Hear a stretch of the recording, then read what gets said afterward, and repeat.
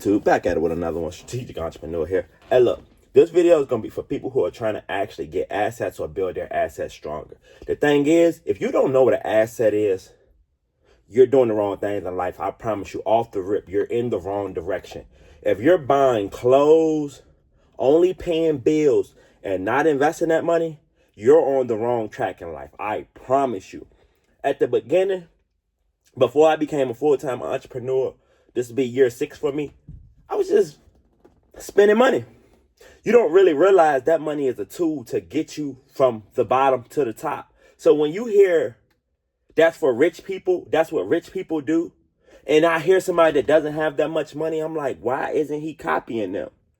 Am I saying copying their morals? No. But the money moves, this is the best example right here of an asset.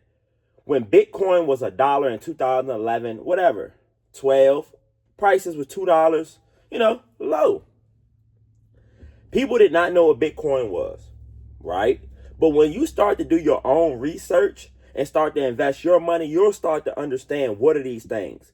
What's going to help your money grow? It's a difference in an asset is not just putting your money in the bank.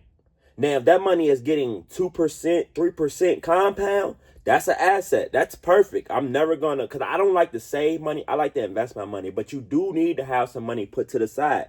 Any business owner knows that. That's just in general. But look, when Bitcoin was at those prices, the rich, what were they doing? Were they buying Bitcoin? No. Most of the wealth didn't really start buying Bitcoin and most cryptos and probably till 2019, some 16. But you could just see what happens when you're early on these assets. That's how you make the most money, especially when you don't have that much money. I've done it before. My biggest first, other than my businesses, but an investment where you can't see the money, when Carvana was going down from $300 all the way to $5, and I was buying it. I wasn't buying it at $300 and $200, but I went and did my research and like, hold on. Warren Buffett loved to say, blood on the street, that's when you buy. So when it looks like a disaster, that's when you put your money in these investments. Oh, you don't want to put this money in these investments when Tesla's $400. Like it is a good buying point. I'm not, because this is not financial advice. But the whole thing is, you don't want to buy high. You want to buy at the lowest. My last winner was Micron. And the thing is, I don't buy options. I literally just buy long-term stocks where you're going to be successful at. You may not see it in the first year to two. I promise. I literally just watched a documentary last night. Most people started to see it year 3, year 4 to year 5. It's just on how much money did you put in. If you would have told me 5 years ago, put more money in the Carvana, because I knew it was going to go back there, but you don't know when. I wish I did have that magical ball in my hand to predict that. I just waited. But if I would have known what I know now, I would have put even more money in then. Micron. I got Micron when it was $60. Micron is like $400 a share right now. All of those was the same. I learned those were my strategies. That's how I got up there. And I'm like, hold on. This is what messed me up with these assets, right? That I'm going through, and it's made it better. I took that Carvana profit and bought this van. I took an asset and bought another asset. So I was sitting back and I was like, well, that wasn't that much money, but I made thousands of dollars and bought more stocks. Hold on. How much can this van make me? How long is this van going to last? I'm in business. People, I can always do business with this. And I'm like, oh, that's why I love to preach net. Invest in yourself. I like the stock market, crypto. I'm not in real estate. I own a real estate property, but I'm not big into real estate. I like commercial more. I want something that's going to be cash flowing versus trying to put a tenant in a house. And I own property, so I can just say it better. Yo, when those toilets break, you are who they calling. Y'all know the vending machine business. When those machines break, you're who they calling. But guess what? Those vending machines are assets. So, especially, everybody knows, y'all can go check out my old shorts and videos of my vending machines. If your vending machine is bringing in, at minimum, just throwing out a small number, a month, for people who are just starting, $500.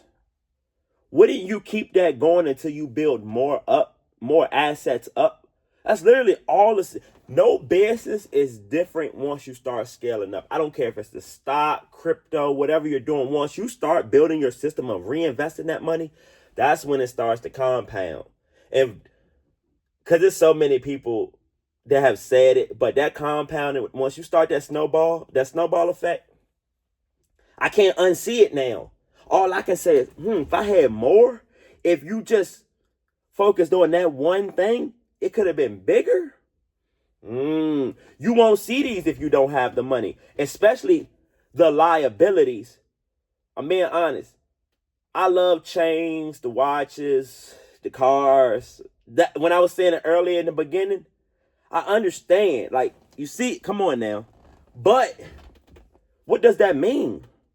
Nothing. If it's not making me money, I don't care.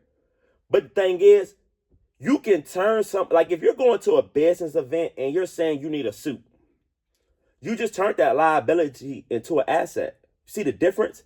If you're a rapper, to the look, chains, watch, jewelry, whatever. He has to look the part. You don't believe them if they don't look the part. So in business, think about it now. The van's right here. You have to look the part. You have to go through these motions. At the beginning, when you don't have money, I understand. But I can't understand when they're telling you guys rich people is a such thing as bad debt, right? Most people with liabilities understand bad debt the most. Good debt is trying to go buy a laundromat with the SBA, car wash, storage unit business.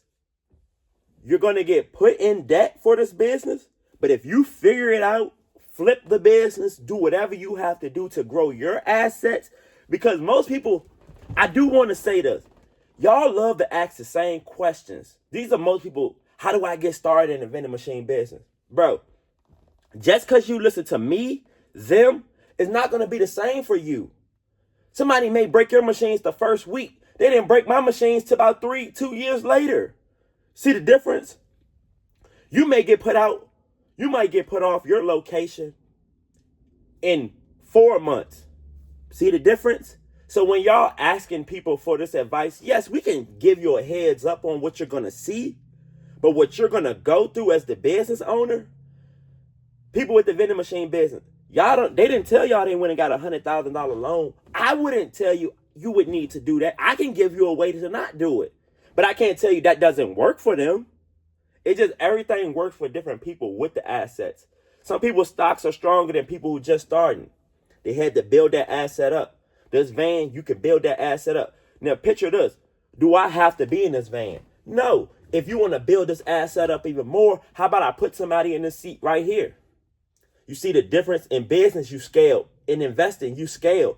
Nothing never changed with that. That's why people used to throw me off. It can get confusing because there are different things, but the whole thing is the same. Keep reinvesting the money until it scales up, until you get to where you want.